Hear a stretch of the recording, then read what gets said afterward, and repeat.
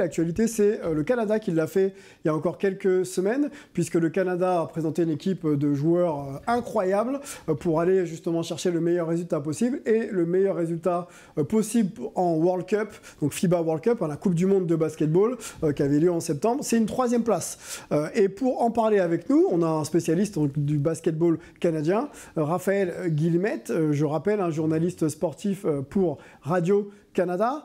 Merci d'être là une nouvelle fois, Raphaël. Moi, je voudrais que tu puisses nous conter un petit peu les raisons de cette performance. Est-ce que pour toi, comment on peut expliquer la performance de Canada Basketball? Est-ce que c'est attendu, ou est-ce que finalement c'est une simple hype du moment?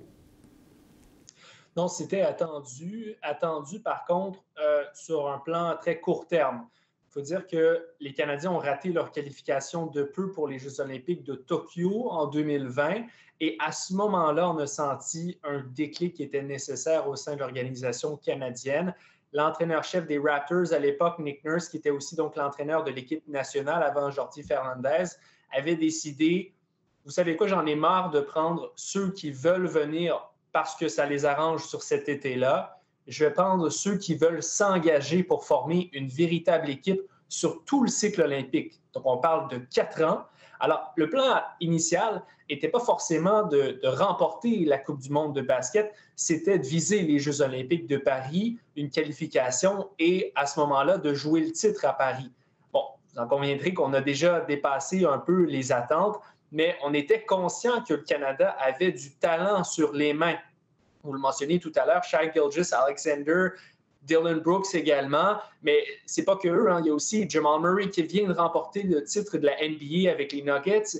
Il y avait aussi avant ça Andrew Wiggins avec les Warriors de Golden State, et j'en passe. Cette année seulement, il y avait 22 Canadiens dans la NBA. C'est le 2e pays plus gros pourvoyeur de talent de toute la Ligue, évidemment après les États-Unis, mais largement devant l'Australie. Alors, le Canada devait être pris au sérieux, mais depuis plusieurs décennies, depuis les Jeux olympiques de Sydney en 2000, il n'avait jamais fait de bons résultats à l'international. Alors, c'était le plan, oui, concrètement, de faire un bon résultat aux Philippines à cette Coupe du monde-là. Et ultimement, c'est un plan qui était structuré sur les 2 dernières années environ, où on a convaincu une 14aine de joueurs environ de s'engager à long terme avec cette équipe-là, de s'assurer une participation à chaque camp d'entraînement et à chaque tournoi. Et au bout du compte, on voit que ça a porté fruit avec cette médaille de bronze, qui, je le rappelle, est la première médaille internationale de l'équipe senior en Coupe du monde aux Olympiques depuis 1936 aux Jeux olympiques de Berlin. Alors, c'est vraiment un résultat exceptionnel. Énorme exploit. Et une question de Yann pour toi, Raphaël. Non, si tu peux nous parler, oui, du coaching staff aussi, notamment, puisqu'on a vu qu'il y a une sorte de tropisme français, puisque Rowan Barrett a joué en France, parce qu'il y a aussi Boniface Ndong que j'ai croisé en Indonésie, donc j'ai vu qu'il travaillait avec l'équipe. Donc il y a un petit truc français, et d'ailleurs le Canada a chippé à la France la place de nation là, qui a plein de joueurs en NBA. Avant, c'était la France qui avait l'habitude d'avoir beaucoup de joueurs expatriés. Exactement. Pour le Canada, il faut savoir que seulement en 2019, on a créé notre première ligue professionnelle de basketball.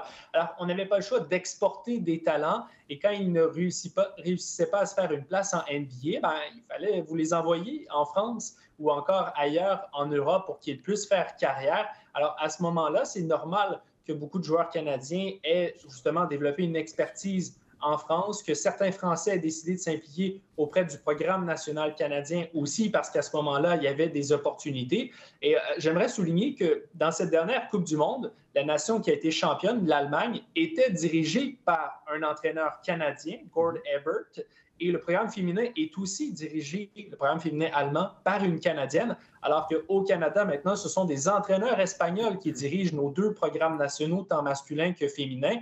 Alors, on sent que le Canada, plutôt maintenant que de miser seulement sur le talent local, a compris qu'il a l'ampleur et les visées nécessaires pour pouvoir aller chercher les meilleurs talents disponibles, qu'ils soient canadiens ou pas. Alors, on comprend qu'il y a cet échange d'expertise qui se fait maintenant entre pays, et le Canada en profite, on le voit sur la scène internationale. Paul, une question pour Raphaël? Oui, tu parlais de Dylan Brooks. Je voulais savoir quelle image il a au Canada, parce qu'on sait qu'aux États-Unis, son image était un peu écornée avec son côté provocateur, bad boy. Justement, il a parlé de ce côté bad boy où il disait qu'il jouait un rôle finalement. Comment il est vu au Canada? Est-ce que c'est un peu la compétition de la rédemption pour lui, avec ce match incroyable pour terminer à 39 points, à 7 sur 8, à 3 points pour le bronze? C'est quand même, il a fermé beaucoup de bouches, hein, si je peux me permettre de parler ainsi. Ouais, mais ni vous ni moi, en fait, n'attendaient un match de 39 points de Dylan Brooks pour le match de la médaille de bronze contre les États-Unis, d'autant plus. Hein. On attendait Shai Gilgeous-Alexander, peut-être R.J. Barrett aussi, qui est la star des Knicks de New York, mais pas Dylan Brooks.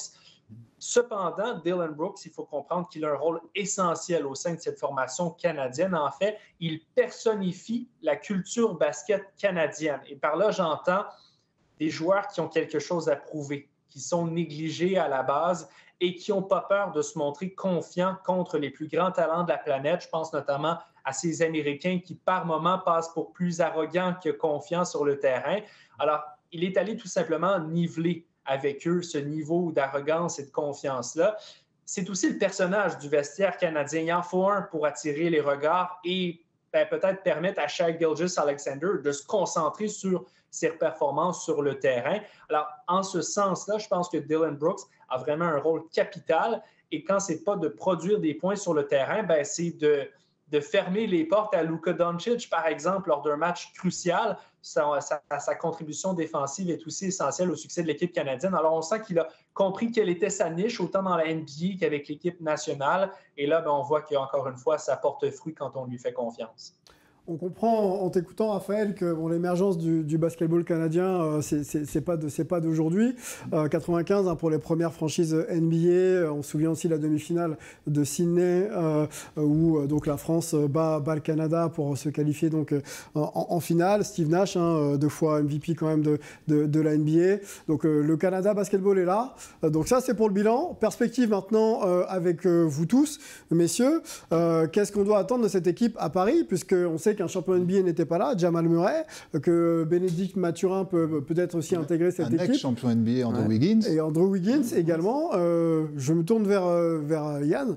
Tu les as vus aussi, puisque tu étais du côté de l'Indonésie pour cette Coupe du Monde. Est-ce qu'on peut s'attendre à une armada comme on n'a jamais vu à Paris? La réponse est dans la question, oui, en fait. Surtout que là, quand ils sont arrivés en Indonésie, je pense que Raphaël est d'accord, c'était totalement imprévisible. C'est-à-dire qu'on a vu des matchs, on savait que c'était énorme. Il y a 7 joueurs, je crois, dans leur roster qui ont des rôles dominants en NBA. Vincent Collet, le coach des Bleus, s'était amusé à compter et à eux 7, il marquait 105 points de moyenne en NBA cette saison.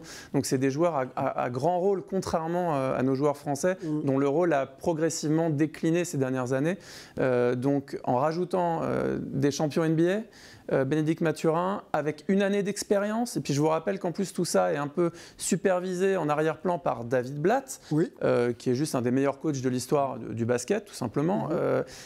Pour aider Fernandez à construire quelque chose qui est hybride entre la culture NBA qui est portée par ses joueurs et la culture du jeu FIBA qui est maîtrisée à la perfection par Blatt avec le Maccabi Tel Aviv, avec la Russie à l'époque qu'il avait porté au titre de champion d'Europe en 2007 contre l'Espagne. Enfin, vous voyez que tous les ingrédients sont là, contrairement aux États-Unis qui, encore une fois, vont changer d'équipe l'année prochaine, même s'ils vont apporter plus de choses. On va en parler des Américains qui ont un peu déçus. Oui, Paul? On parlait de l'importance de la continuité, mais là, avec Jordi Fernandez qui remplace Nick Nurse 3 semaines avant le début de la compétition. Alors, c'était un excellent coach, il a fait ses preuves en tant qu'assistant, il était même finaliste pour le poste des Suns, qui a finalement été à Vogel. Mais c'est quand même impressionnant qu'il ait réussi à mettre ça en place en si peu de temps, finalement, quoi. Ouais, mais alors, le seul bémol qui a ça, justement, et je pense que le match Canada-Espagne l'a bien montré, c'est qu'on a vu la culture du jeu de l'Espagne. Le match était très serré, vous l'avez vu, c'est un des meilleurs matchs de la compétition, c'était fantastique. Et à la fin, ça s'est fait vraiment sur quelques coups, tour de magie de Shai Gilgeous-Alexander qui devient fou sur les dernières minutes. Pour prendre le match, Oui, et en fait, l'Espagne va s'imposer grâce à la culture du jeu et grâce au basket. Le Canada s'est imposé grâce aux individualités. Donc, c'est évidemment leur marge de progression. Vous vous rendez compte que s'ils se mettent à jouer complètement au basket, c'est plus jouable. Complètement dans sa dimension collective. Hein, oui, c'est ça que je veux dire, bien sûr. Okay. S'ils ajoutent ça, ils l'ont déjà. C'est même pas qu'ils jouaient mal, mais on a vu contre la Serbie, quand ils sont éliminés, qu'il y a un déficit, un manque de capacité à s'adapter. Mais ça peut aller très très loin. Raphaël, juste sur les perspectives JO, on sait très bien qu'au Canada, le hockey domine encore largement un petit peu quand on parle de sport. Est-ce que si Canada Basketball fait quelque chose, podium, deuxième et donc champion olympique, ça peut changer la map du sport au Canada? C'est fort possible. Il faut déjà dire que depuis plusieurs années, il y a une étude qui était sortie au Canada qui disait que le basketball était le sport qui avait la plus forte croissance en termes d'amateurs au Canada, en participation aussi. Le titre des Raptors en 2019 a eu une énorme influence sur la participation dans les clubs, chez les jeunes, au format récréatif, en civil également. Alors, écoutez, les Jeux olympiques au Canada, c'est tradition. On les écoute seulement pendant la petite fenêtre de la quinzaine olympique ou à peu près. Et à ce moment-là, si on tape dans l'œil du public canadien, c'est certain qu'on va frapper l'imaginaire. Je fais un parallèle avec l'équipe canadienne de soccer.